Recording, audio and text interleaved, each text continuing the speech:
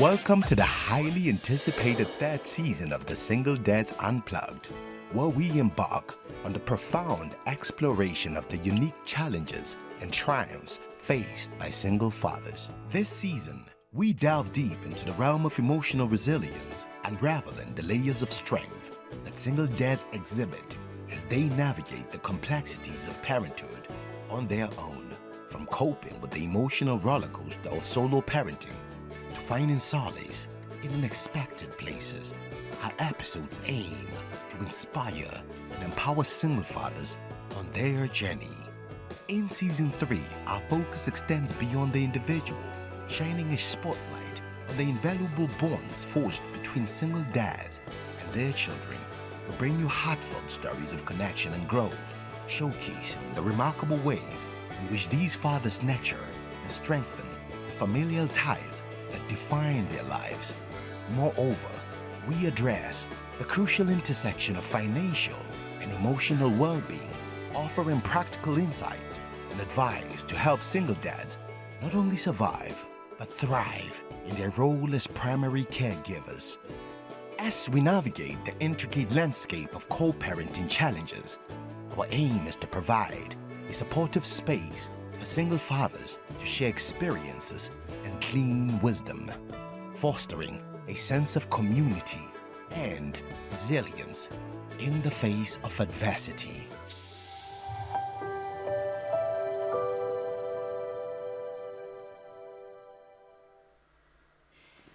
Hi there, welcome to Single Dads Unplugged Season 3. We are all about building bonds and breaking stereotypes, and I'm your host, Sthembiso Phakathi. Here with me, I have got my good friend, Chris Candiotes. Chris, good afternoon and welcome. How are you?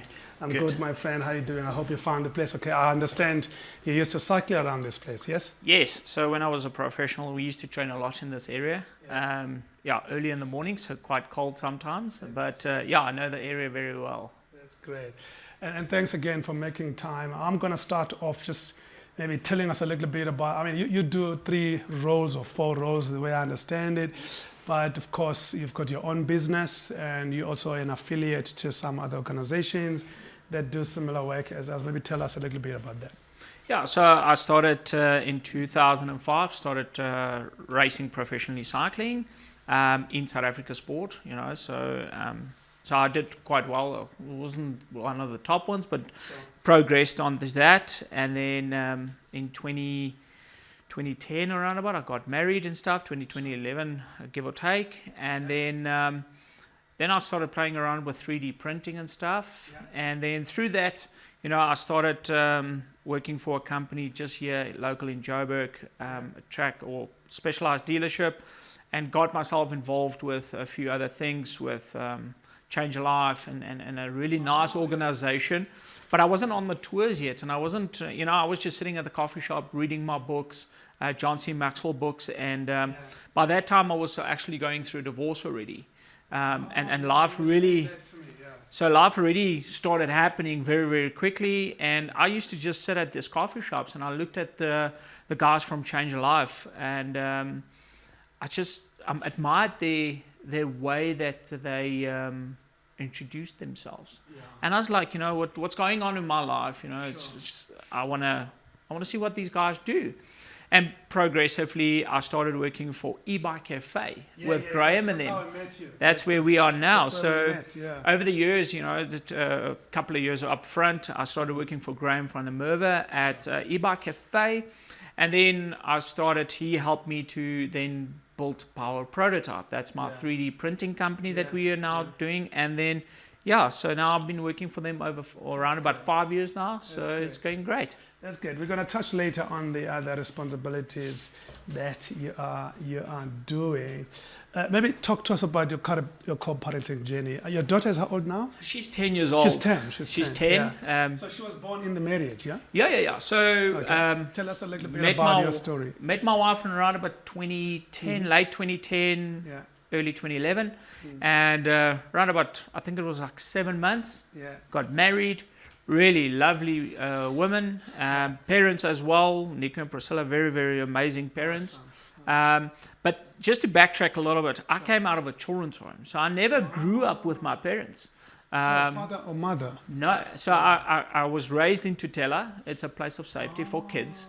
Okay. And then from there, I went into the children's home. To the children's home. So I was there for around about 9 years. Sure. And then when I met my wife and her amazing parents, and I was like, what's this? You know, like that bond, you know, I never knew that It was bond. something new to you. Yeah. So over the time period, you know, fighting and, you know, bickering and from both sides, you know, because I was like, what's this? You know, this is something new for me, but quickly grew on. And then, you know, by lack of communication and stuff, things went to the south side.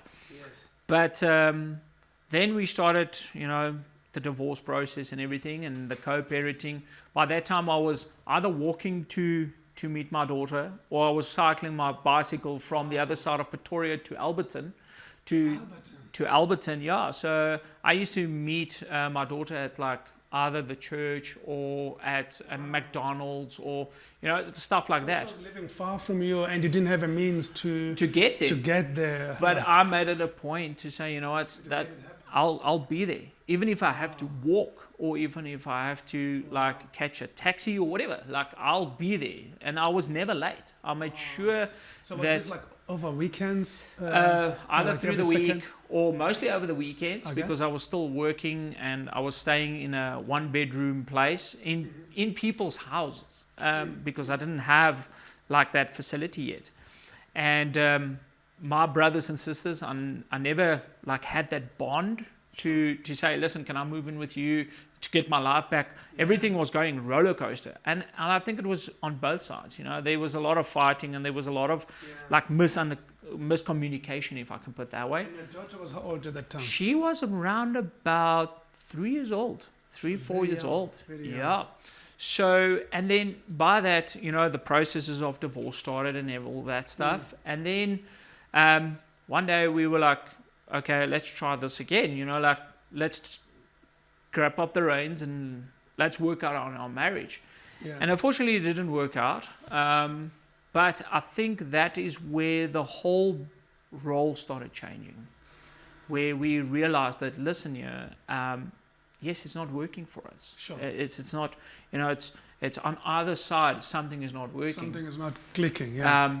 But from there, you know, we went through bankruptcy. Me and my ex-wife, we went through bankruptcy with the parents. You know, we were all staying in one house. It was tough for everyone. Yeah, it was tough for everybody. But the thing is, we got back together, life happened, and we were all sitting in a house, a 3-bedroom or 4-bedroom house. No one's got work. Wow. You know, so it's not like riches to glory or any of that.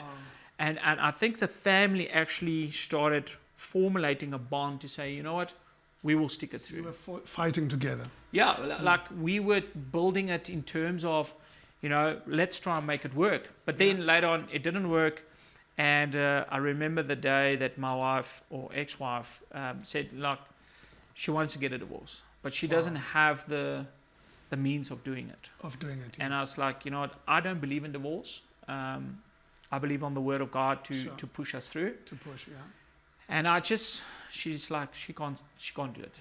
And I said, okay, I'll go to the court and I'll formalize the process, formalize it against my belief. Sure. But I realized that she's going through a lot of hurt. Sure. Yes, I've made stupid decisions and stuff, and it hurt both of us.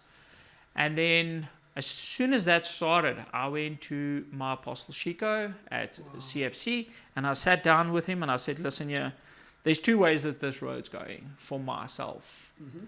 Either I'm going to pick myself in a box because life's just happened too much, Wow. or I need really a mentor and a guide, like somebody that's going to tip me over my fingers and say, you know what, your attitude stinks, get it right. So then I started that journey. And that journey took around about 5 years. Wow. It wasn't an overnight Just to thing. get that concluded. Yeah, so I mean, that process, you know, this was in 2018, 2019. It's a long time. Yeah. I only got divorced in 2020. It's now 4 years, 5 years. So, you know, both sides had a mix of, like, I'm angry, I'm frustrated, Yeah. I'm going to show you, I'm not going to show you. It was wearing And- on all of you. Yeah, but you're doing it unknowingly. You think, I need to look at myself, I need to figure myself out. And in the meantime, you're just hurting the other person on the other side more. And the other person is trying their best and they're trying to help you, but they're hurting you because the communication, the language wasn't speaking properly. It wasn't, yeah. And how I realized it was Apostle Shiko told me, he says, Chris, how do you speak to yourself? How do you address your own issue? You sit down calmly with yourself. He says you either write it down, you deal with it in an appropriate manner. He said, why don't you go with that to your ex-wife? Just if there's a response or no response. Just change of attitude, basically. Change of attitude, change of how you use your language, and the tone. And the tone. Yeah, and he says, we don't care what response we're getting. We don't care if it's quiet, angry, frustrated. We're going to go and write this down in a journal. Wow. And then see how you then as a person has contributed to that. Yeah, because sometimes the way we engage Yes. either perpetuate a certain kind of outcome or it can move into a different direction. Just at church, you rock up at church, the way that you walk was already, this is going to be a fight. And it's like, I'm ready for this. Starting point as It's well. already, but you've not even seen each other. Yeah. But your language, your body language was speaking already. But how did that change of attitude change the way your daughter looked up to you? So I went back and Relationship with them. yeah. So what I then did was, as soon as this journey started, Yeah. I was like, okay, how do I see myself? So at that time, I saw myself as garbage because I was in children's homes. And I felt like I was a thrown away child. Wow. So, and then Apostle Shiko said to me, start reading books of people that you admire. So John C. Maxwell was one of the guys that I was like, this guy always worked on your character, not on how you interact with people. He worked with you as an individual. Character building thing. Character. Yeah. So by that, I started buying books. So I made it a point of buying books of John C. Maxwell, and then I'll read them finish. And this is where Change a Life comes in quite a lot, because I used to sit down and read these books in the coffee shop. And the guys like Urshan and those, they would come and say, hey, Chris, how are you? And, they'll interact. And I was like, oh, that gives me change, because now people start seeing how I react to them. So I could see that the books that I've been reading started changing my character. Wow.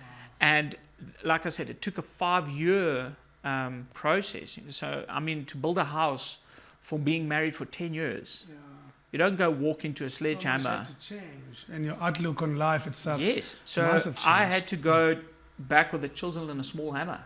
I had to go back and not just break down walls to make an impact in my daughter's life. And by that time, I didn't know that the impact that I have is going to be this massive. You thought, does my daughter actually remember me? Does my daughter realize that, yes, the fighting in the house, it puts trauma on kids. After that 5 years, how old was she when you began to shift? To start shifting was around about in 2022. So she must have been 7 or 8. 7, 8 years, yeah? Yeah. But when I started seeing the realization how she even treats mom, Her mother. not just myself, Yeah. but her mom as well, the respect in the house, Seriously. so when we go So her out, attitude also changed. her whole attitude changed. So where people says, how many times did you give your kid a hiding for being naughty? And we're like, not once. It didn't happen. No, because over the time period of going through my own journey and developing my own skill and developing my character to the person I wanted to be, over that years, my daughter didn't say anything. Wow. She just looked at dad and mom and says, okay, they are trying their best. Yes. So my ex-wife worked on herself, and she worked on her character, and little one saw that. And then when she looked at me, she's like, oh, that's something new. Wow. But by working individually, we started forming a bond. We didn't know that's going to happen. And then when we speak to Mercy Lee, or my daughter, she goes, I respect my mom and I respect my dad. Wow. And it's not like, oh, dad's got this and mom does that. And, there's no favoritism. And that's where we realized, hey, our daughter's attitude is starting to change. How we treat each other. Because how you treat each Yes. other. Yeah. So, and over the time period, we didn't know that it's going to be this massive. Because in 2022, the end of 2022, I mean, I've been divorced now for almost 11 months. Mm-hmm. I became very, very sick. Very sick. I almost died in 2022, 2023. I remember that story, yeah. And who looked after me? Wow. My ex-wife.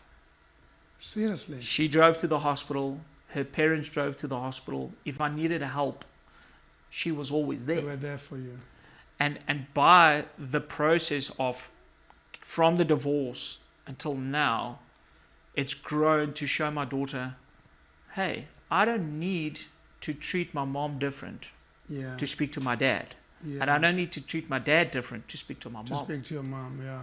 Now she realizes, hey, life happens, but how mom and dad treats each other, that's how I want to treat it. Yeah. So if there's life decisions to be made, Yeah. me and mom's communication is like, okay, this is what needs to be happen. And we can sit down with our little one and she goes, my dad's not pulling me forward and my mom's not pulling me forward. It's like, mostly, this is life. We need to grow as a family, even if we are not a family anymore, because how my attitude and my character has changed. She's like, I want a man that runs after God's heart. And my mom, or her mom, is like portraying this godly woman that she's like, I don't need to be treated like garbage. Yeah. If a boy talks to me, That I'm attitude not- change everything. yeah, But tell us, Chris, a little bit about the story. And you told me the story when we began to talk about this, around how the relationship with your daughter evolved from the time when you guys didn't have anything to put on the table to the time when now she is very, proactive in terms of being there for you even at this time. yeah. I mean, How has that been like? so in the beginning, I used to stay in Centurion. My church is on Atlas Road. Yeah. So this is Kempton. This is very, very far. And I mean, I used to have just enough money to buy 2-minute noodles for her. That's what I had in my house. Like, 2-minute noodles. so I was like, okay, I can buy bread, but the 2-minute noodles I can't touch because she's coming on the weekend. She's coming. Okay. So I can't use that. That's how much I've got. Wow. So, and this is one thing my mom-in-law used to taught me this. She's like, just make sure, even how worse it goes, make sure that you've got coffee, sugar, and milk in the house. Because then nobody will suspect anything. Yeah. So when I used to go and visit my daughter in the church, I used to walk from home to the Gautrain. That's 5 kilometers. Wow. Then get off in Rosefield. Then walk to my church. That's 12 kilometers. So now I'm already 17 kilometers in. Walking. Not asking or making any excuses. But every time my daughter, she knew, Sunday comes, my dad will be there. Regardless of weather, transportation, finances. And I always showed her that it doesn't mean that I have money or mom has money or I don't have money or mom doesn't have money, that you need to choose between the two. Yeah. So I always just said, it's my responsibility to rock up every time. And every time I used to have $50 in my pocket, and I sat down with her at a table and I was like, okay, buy a milkshake, like these Sterry Stumpies. And I said, okay, how are you today? Yeah. What have you done today? And she used to tell me about her day at school, or my mom used to have these dogs, and she used to tell me like what she's done. And I was never fishing out to say, oh, what's mom doing? How's like, your mom doing? What's the family doing? Yeah. I was like, I want to know you. You, yeah. The little bit, the 14 days I don't spend with you, I want to know who Mercy is. But was she forthcoming? Did she begin to to share more as you? She just realized that I'm there. Like, in the beginning, she just realized that I'm there. And then when she started realizing, okay, my dad can communicate over the phone, then on Mondays and Wednesdays and Fridays, we used to chat a lot over the phone. And then over time being, she used to tell her mom, I want to go to my dad. I really want to spend time with my dad. And mom was really supportive of that, because she now realized that, listen, my daughter needs a father figure in terms of, let's give him a chance. What did it take her to recognize that the father figure was important? Because I remember you told me the story that at the beginning, she was very resentful of you. Because we both were hurting. We both You were were hurting. we both were hurting, and we were going through emotions. But what changed? And That how she did it realized change? that my help that I want to give, it's just help. There was nothing behind, like, if I do this, then I expect this. If I do that, I'm getting this. For me, it was like, what do you need? I don't care what it cost me. I don't care if it cost me my time, or if it cost me financially help or whatever. I just went there and I said, you know what? I want nothing. I just want a relationship with mom, and I want a relationship with the little one. Because if I have a good relationship with mom, then my access to my child was like really easy. But also that she realized that, hey, he's not trying to come with stories. Like, he's never like, oh, then he can't come, then he can come, then he's this. Then. I always kept my word every single time. When you moved out of the house, there was never an issue around access, visitation.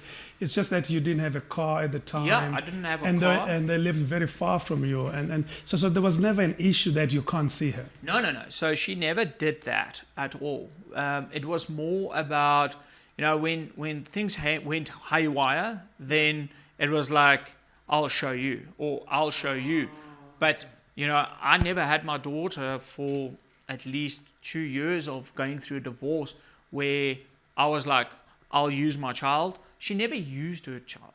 Okay. She never used my daughter to hurt me. To hurt or spite you. Or spite me or whatever. But over the time being, going through whatever I've gone through, I made sure that my help, it was just help. It wasn't like, I'll do this for that. And I think that is where the whole role started changing. Slowly, yeah. Very slowly. Where she's like, I want to take Mercy for pictures.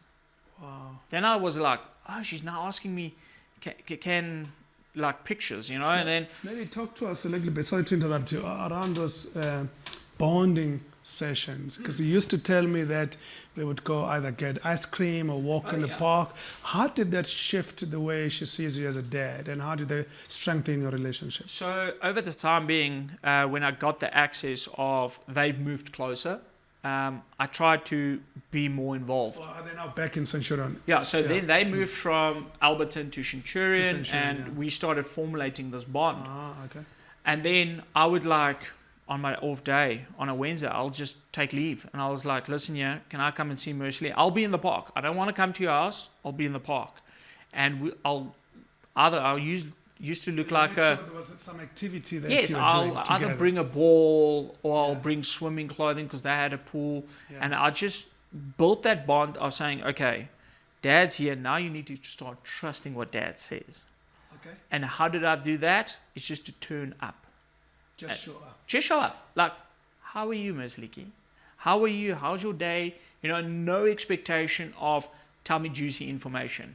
Yeah. Like, let's kick ball or let's walk in the garden didn't and want just to like gossip about mom or anything like yeah, that. because for me it was whatever goes on with mom and dad, that's adult talk. You don't need that. She doesn't get involved. She doesn't need to get involved because I'm not going to use it as a peon in getting information. Is mom dating someone? Is mom working or whatever the case is? That's very important because we've been talking a lot with other single dads about two parents fighting in front of the kids and using the kids to basically get into the fight. And how has that worked for you? I see you've managed it very well, but how did you even take a decision not to do any discussion like that in front of it? So in the beginning, to be honest, we used to, especially from my side, be very verbal, because you're frustrated. You feel like somebody's taking something away from you. Away from you. Like, you've got to say in this child's life, and I'm going to make my point. Yeah. Until I realized, but hey, who am I building? Who am I valuing? Who are you valuing? Yeah. You know, so then I realized There's a sense I need of loss. yeah, I needed to split mom and Mercilli. You know, my daughter. I need to split those two and say, okay, how do I value and how do I build? Because if I when we had a discussion about school fees, Yeah. I would like, I want this, and then I realized, but hey, how does mom feel about this? Yeah. Because what is she struggling with that she's not telling me? Now I'm just fueling the fire. Yeah. Rather than saying, you know what, I trust you.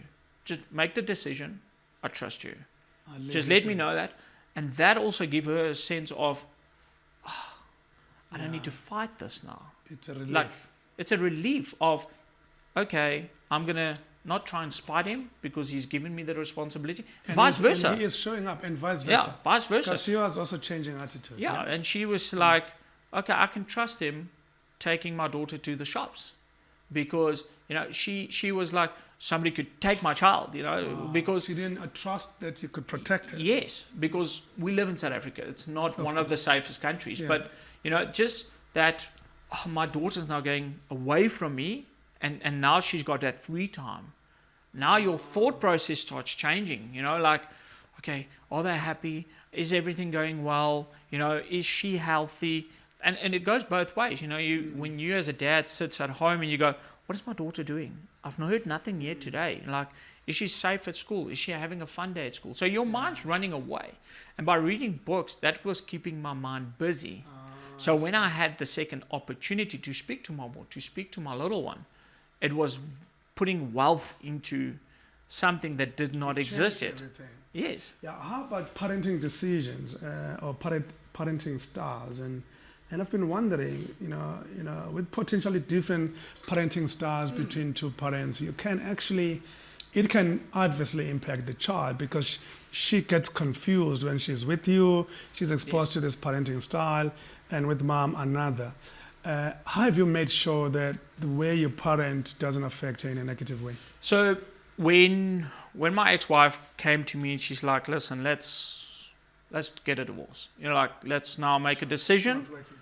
So we took our daughter and we sat on the bed and we said, listen, it's not working between mom and dad. We both love you. And she was old enough to absorb. She was around about She was 6 years old, 6 years old. So we sat down on the bed and we were like, this is what's going on. We were straightforward, honest, with him. honest. And we didn't tell her all the juicy things that was happening between mom, yeah. but we were like, it's not working. We both love you. We will always be in part of your life, but it's not working. And then we sat down, me and mom, and we write down, okay, what's your concerns? Yeah. That wasn't easy because that was another It's a difficult jar. conversation. Yeah. No, it was just another jar of, oh, I didn't see it that way. Yeah. Oh, now I see it that way. And then you were sharing things and you thought, oh, she's spiting me or he's spiting me. And in the meantime, it was just true who she was and true who I was. And then over time, we were like, okay, now I'm staying in my own home, you're staying in your own home. How do we treat this now? And we just said, you know what goes in your house goes in my house. Like regarding TV shows. So you made a conscious decision around how you're going to parent her. Small things, like what book she reads or what TV shows she watches or like YouTube. So you discussed that up front. And this is where you as a parent has to make that decision. If nobody is looking, to do still the right thing. Like YouTube. We didn't let her watch YouTube for a very long time. And then she'll get home to my house and she's like, Dad, can I watch YouTube? No, Mercilli. If it's not at mom's house, it's not at my house. Wow. So we had to make the decision. Because harmonizing parenting styles is very important because then it makes the child not have different experiences as she moves between the two places. Yeah, and that made me realize that the level of how I splitted them to see mom and value and build mom was completely to how I valued and Mercilli and built her life. Yeah.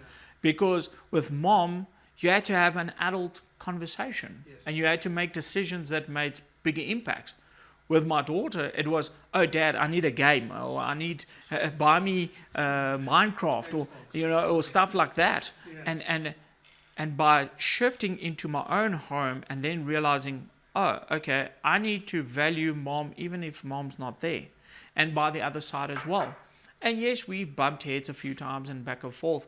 But now we're at a point where we don't even need to ask my daughter to say, listen, I told you no. Where she's like, nope, I'm not doing this. So like YouTube, she will know. It's not. What about financial decisions?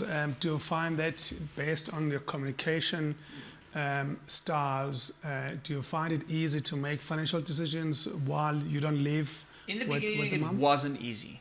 Okay. Because mom went through a difficult time, I went through a difficult time. We had nothing. Yeah. So, like medical bills. That was a very tough one. That's another big That's issue. a The very medical tough bills. one. Yeah. And I was like, you know what? I'll take the responsibility of whatever I need to supply my daughter as if I was still in the house. Oh. So I never separated me from saying, okay, mom, she stays with you. That's your responsibility. No. And over that time where I just gave that, it gave mom assurance to have a conversation with me with that. Saying, I can speak to him about medical bills or school bills or whatever. Yes. And it wasn't like she's milking me or I'm trying to resist not to give.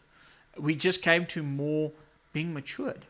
Saying, does she need to go to the doctor? Fights about those kinds of decisions. Eventually, I remember In the beginning, there was quite a lot of fights about school fees and medical bills and bloods and all that. But I made a decision to keep them both on a medical aid, even if I didn't have a medical aid. Oh, wow. Because to my mindset was, if something happens with mom, how long will it take me to get to mom? To get to mom. Yeah. I'm riding a bicycle or I'm walking. So I was like, I'm going to build a structure, a support structure around them to knowing if something medically happens, get in the car, go to the hospital, get it sorted. So I was working. So you provided medical insurance. Definitely. And even food. Like Even even if I was in the area and I was like, she didn't ask me to get more yogurt or whatever. Like if I went to work and my boss is like, listen, go and pick up those pots, and it was in the area, I would phone her and say, listen here, what do you need? And she's like, what do you mean? Like, do you need more chippies, or do you need more milkshake, or do you need nappies or whatever? And she's like, yeah, let me send you a list. And I was like, I don't care what the list is, just send it to me.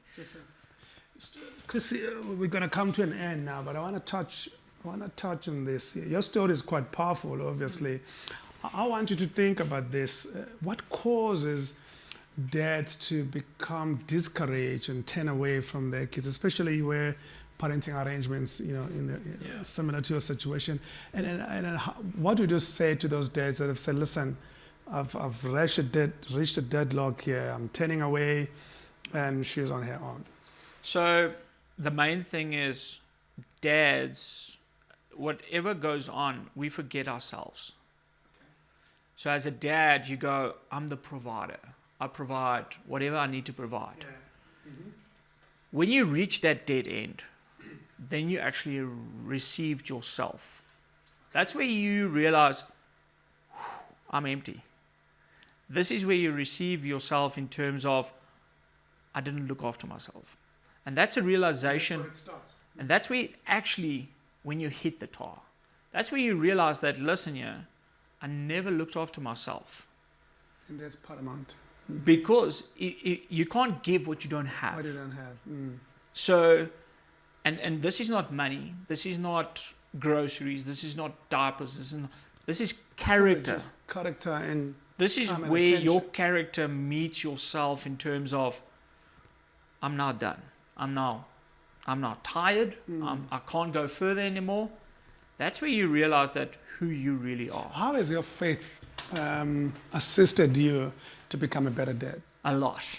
Examples? So where I used to sit and look at a phone and trying to start a war, if I can put it that way. Inside of yourself? No, just on the phone Just with on mom. the phone.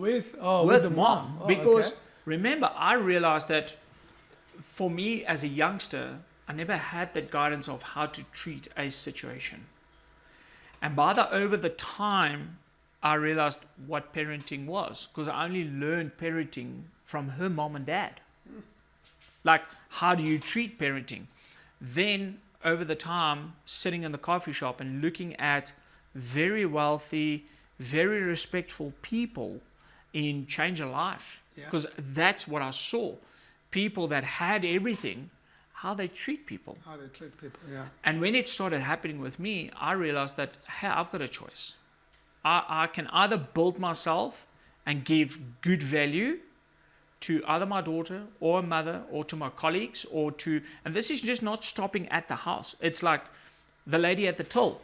Now, if you've got a bad day, we normally go, oh yeah, hell, and you walk out. You exhale on someone else. So by setting up time for myself and reading books like John C. Maxwell and spending time in prayer and go to church and just be around people that's got it maybe together, you realize, hey, but I don't need to be this bear with a sore tooth. I can like work on myself. And that's where I said, when you get to that T junction, you can choose. And that's a good place to start, because then you realize what help you need. Is it emotional? Is it physical? Is it mentally? Is it an attitude? Because you can have everything and you can have no character. So if your daughter was sitting right in that chair and I had to ask her, what did you say about your dad that makes you a better human being? What are the kinds of things that you think she would say? I think she will say that, number one, that I value them, number one, that I'm always there for them, regardless of circumstances. I mean, mom or her parents or whatever. And that I'm always reliable. That's one thing Reliable. I like reliable, that. because it's one thing to don't say something you aren't going to do. Yes. Or not just that. Just in terms of having that awkward conversation. I'm a reliable dad to give the truth, even if it hurts. Even if it hurts. Even if it hurts. Yeah. And that she knows that I'm not going to be sugarcoating something to try and make herself feeling well. Because at the end of the day, we need to let her understand, yes, it didn't work between mom and dad. It doesn't mean that that's her future. And it doesn't mean dad is bad or mom is bad. Mom is bad or dad's bad or whatever. And I mean, that's where she goes out in society. What would she say about time and attention that you give her? Value. What value do you add? Because you can give time to anybody. You can give... is it meaningful? Is it meaningful?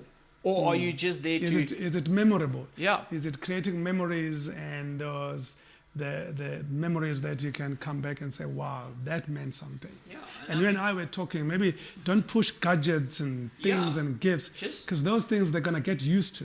Yes. But creating memories and time together is probably memorable for a long time. And the main thing is, for her, we always got the saying, give me, my name is Jimmy, I'll take anything that you give me. Yeah. And I said to her, what about having nothing, but giving something that will change people's lives? You know, for us is to grow her into a woman where one day her husband's going to be having a difficult time at work or whatever, or me and mom's going to have a difficult time, that she can make a decision of, okay, this is how I would have changed it. This is how and then have the courtesy to go and sit down with mom and dad or her husband or her kids one day to say, you know what, I know where you come from. This is how I'm going to build that support going forward. Going forward, yes. Going forward. Because it can take 5 years, it can take a month, it could take 10 years for mom and dad to get to a relationship where, he's actually such a nice person. Yes, it didn't work. It didn't work, but it's fine. But having a cup of coffee. I mean, I can walk into my parents' home now. I still call them my parents. Wow. They still call me. And that relationship has strengthened over time as well. You were telling me that at the early days it was shambles. It's a shambles. I mean, we couldn't have a conversation over a phone. I couldn't even sit in the house. It was bad. You know, where now, like Saturday. It was just family. Yeah, like, come over, let's clean the pool and make coffee. But before, it's like, I want nothing to do with you. I want you're Get treating my over daughter like this, You're and treating I her- understand that because you as a parent's now looking out for your They daughter. had to go through, and maybe it was necessary. Yeah, and I think over the time, her brother also went through a divorce, and his kids are realizing, but hey, Tani Maker or Mareka Yeah. and Chris, Chris. they didn't work, but look how they treat them. So we're not impacting our And it kid didn't impact only. the kids. Yes, and now they go, oh, I like that. They can still get along. Yes, my mom and my dad didn't work out, but we're teaching them something that we don't even know that we are teaching them. You know, and it's two generations. Those are things that they will remember for a long time. Yeah, and it's two generations that's going through a divorce. And the main thing is now, when the other party starts dating, the kid doesn't feel alone. Doesn't feel alone. There's a support system Yeah, but that's available. the other thing is, if I date someone else, they are bringing their kids into my family now. Yeah. And my family is going into their family. And they go, oh, I didn't know that, you know, that didn't work, but there's still love and there's still support. And there's always, I can still go to my dad and I can still chat to my dad. Or I can go to the girlfriend and say, hey, you know, I need to chat to you about something. I like that. Where so many families getting affected just by the character, just building your character as an individual. The attitude of the parents. Yes, because attitude only changes when your character The changes. character changes, yeah. When you get going through heat, then the character goes, are you going to stir that fight It's exposed. or yeah. go, it's fine, I'll trust you. Because that's one sometimes the biggest shocks that parents get is where the other goes, it's fine, I'll trust you. Yeah. Make the decision. Okay, where's the fight? Like, and then that ball starts rolling. Last thing we have to close. How would you advise some of the dads watching and listening around leveraging support groups and networks like ours to find information and also to create a sense of belonging? Because as you can see, you know, your story is quite telling. It's a very good example of what a son of dad could go through or a dad could go through. How do you advise them to reach out to networks like this one to find information and to find help? So the first thing I would say is get yourself something that makes you happy. Okay. That means either go walk in the park, get a book to read, get onto a bicycle, go to your local gym, or get yourself a place where you go, I don't need to prove anything. Absolutely. Number one. Number two, find someone that will tell you the truth. So either in your church or a person that's been married for very long, that is a very good friend, that will tell you the truth. To say, listen here, your attitude Also stinks. challenge you, yes. No, like just being honest with you. Saying, listen, it's not your ex-wife's fault or the circumstances you choose to be grumpy.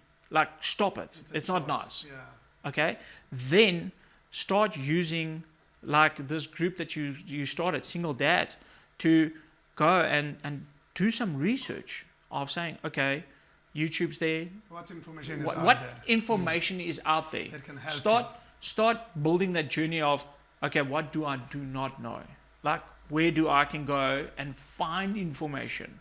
Sit down. We all got phones. We all got internet. And you can literally sit down and say, okay, parents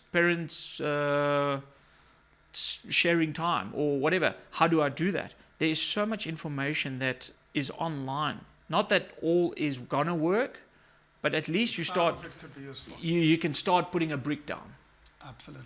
and then saying, okay, this is what my game plan is. What do I want as a parent for myself? Number one, and then whatever I give out, is it building or is it breaking down?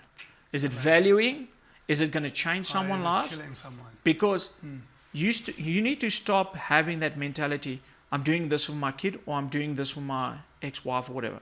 My mentality is whoever I meet, if it's the oak on the street or the lady at the till, am I adding value? Because you can't just add value to mom and kid, but you treat everybody like garbage. Yeah, exactly. So whatever you teach yourself to go forward, it's going to make a life changing. Because I said it this morning, just having a smile can take someone out of depression, Absolutely. taking someone out of a position of taking their life today. And that could be a dad, that could be a mom, that could be a child saying, listen, I can't handle this between this mom is and it for dad. me. Yeah. You know, there's so many, but your character needs to change, not just for your ex-wife, not just for your kid, but for other people to have actually the best for you. So that when you give something, they go, oh, I know he's not going to expect anything back. And that's what you have to do. It's like, I don't care about what color skin or what language you talk about. If I can give you a word just to help you, I've made the difference. That's a nice way of closing. Thank you so much, Chris. Thanks for coming out today. I think your insights and your story is going to help a lot of single dads out there. I really appreciate your time. Thank you so much for having me on the show, and I hope this platform grows, because I said it this morning, if I had this, I think there's a lot of bricks that I wouldn't have hit with my head, and I'm so gladful that this is starting to helping people. Thanks for your support. Cool. Thank All you. the best. Take care. Thank you.